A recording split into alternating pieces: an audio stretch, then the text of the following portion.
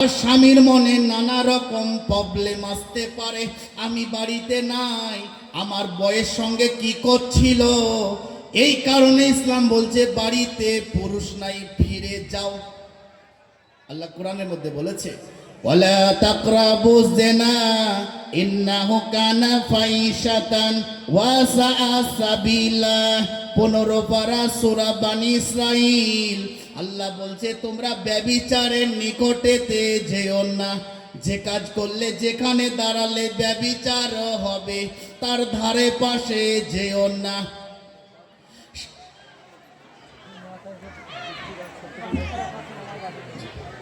সেই কারণে যে ঘাটে,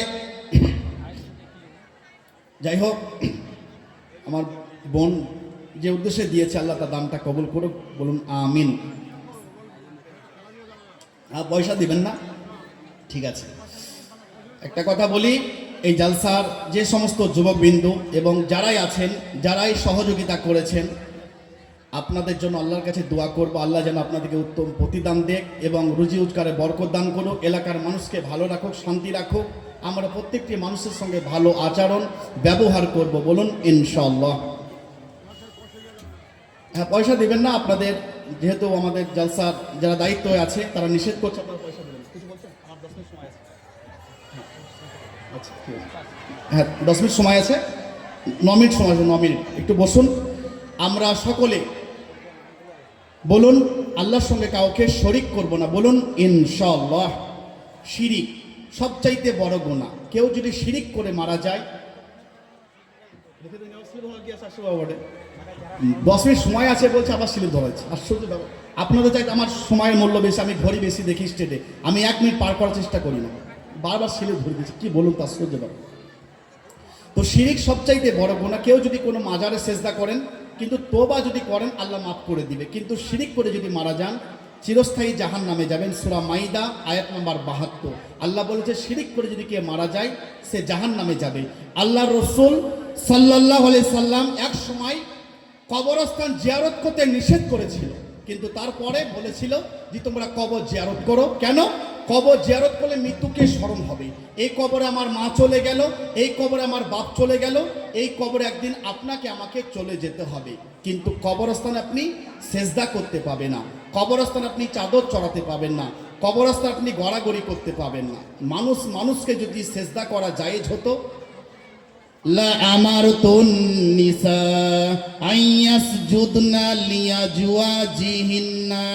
পীরকে বলো, বাপকে বলো, ভাইকে বলো, স্বামীকে বলো, আল্লাহর নবী বলছে আমার দ্বীনে, আমার ধর্মে, আমার শরীয়তে যদি মানুষকে যদি সেজদা করা বৈধ হতো, আলেমরা সব জানে, লা আমারতুন নিসা আইয়াসজুদনা লিয়াজওয়াজিহিন্না।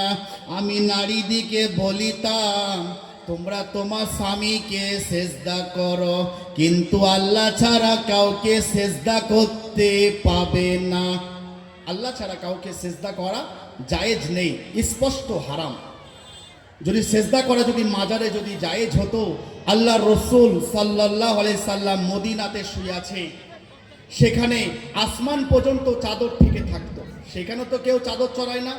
জান্নাতুল বাকিতে 10,000 সাহাবা শুয়ে আছে, সেখানে কেউ সেজদা করে না, সেখানে কেউ হাঁস, মুরগি, গরু, ছাগল মানত করে না। উহুদের ময়দানে 70 জন সাহাবা শুয়ে আছে, সেখানে কেউ সেজদা করে না, সেখানে কেউ হাঁস, মুরগি, গরু, ছাগল মানত করে না। বদরের ময়দানে 14 জন সাহাবা শুয়ে আছে, সেখানে কেউ সেজদা করে না, সেখানে কেউ হাঁস, মুরগি, গরু, ছাগল মানত করে না। আর যত শিরিক, যত মাজার কেন্দ্র বাংলাদেশ, পাকিস্তান আর আমাদের ইন্ডিয়াতে, মানত করা জায়েজ, আল্লাহর রাস্তায় করুন। সূরা আল ইমরান আল্লাহ বলছে সেদিনের কথা স্মরণ করো যেদিন ইমরানের বিবি হান্না বলল, গো আল্লাহ, আমার পেটে যে বাচ্চা আছে আমি বাইতুল মুকাদ্দাসের খেদমতে দেব। যখন বাচ্চা ঘনিষ্ঠ হলো তখন বলছে আল্লাহ গো, কন্যা সন্তান হয়েছে, কি করব বলো। আল্লাহ বলছে যে বিটি দিয়েছি এটা বেটা দিয়ে তার সমতুল্য হবে না। কোথায় মানত করেছিল? বাইতুল মুকাদ্দাসে। মানত করা জায়েজ, আল্লাহ রাস্তায় করুন। কিন্তু কি বলুন তো, বলছে আমার এই ছেলের ঘোড়া ভালো হয়ে গেলে আমি একটা খেজুর তলায় ঘোড়া কিনে দেব, মেরে ঘোড়া করে দিবে, খেজুর তলায় ঘোড়া দিবে। আচ্ছা বলুন তো, গাছতলায় ঘোড়া রাখা আছে, কিছু বলবেন না কেউ? গাছতলায় ঘোড়া রাখা আছে, যাকে ঠুকে দিলে ভেঙে যাবে, তাকে মানুষ চেষ্টা করছে, কিন্তু মানুষ তার আল্লাহকে চেষ্টা করছে না। আচ্ছা আপনারা বলুন তো, টাকা জীবিত মানুষের দরকার না যারা দুনিয়া ছেড়ে চলে গেল তাদের দরকার? তাড়াতাড়ি বলুন, কাদের দরকার? জীবিত মানুষের দরকার। আমার তো বুঝে আসে না, যে দেশের মেয়েরা ইজ্জত ঢাকার কাপড় পায় না, সেই দেশের মুসলমানরা কেন মাজারে চাদর চড়াবে? যে দেশের ছেলে মেয়েরা দু মুঠো খাওয়ার জন্য রাস্তাঘাটে চিৎকার করে কান্না করছে, সে দেশের মুসলমানরা কেন মাজারে চাদর চড়াবে? ভাবুন, কার দরকার টাকা? আপনার গ্রামে পীর সাহেব মারা গেছে, তার কবরে আপনি মাটিকে চিবিয়ে চিবিয়ে খাবেন, আর আপনি বলবেন আমি মুসলমান? আপনার মতো মুসলমানের আল্লাহর কোনো দরকার নেই। মুসলমানদের সাথে সম্পর্ক থাকবে মসজিদের সঙ্গে, কোনো মাজারের সঙ্গে নয়।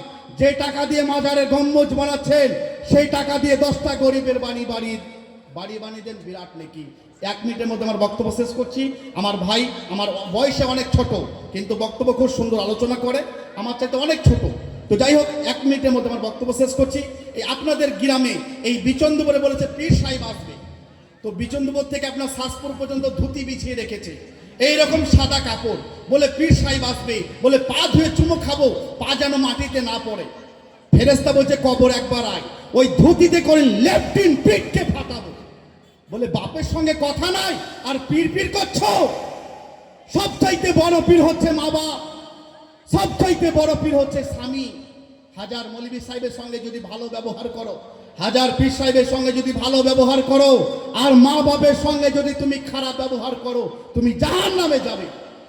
যাই হোক, আমি কাউকে টার্গেট করে কোনো কথা বলছি না। আপনি মানবেন না মানবেন সেটা আপনার ইচ্ছা, আপনার জবাব আপনি দিবেন, আমার জবাব আমি দেবো। যাই হোক, সবচাইতে অসহায়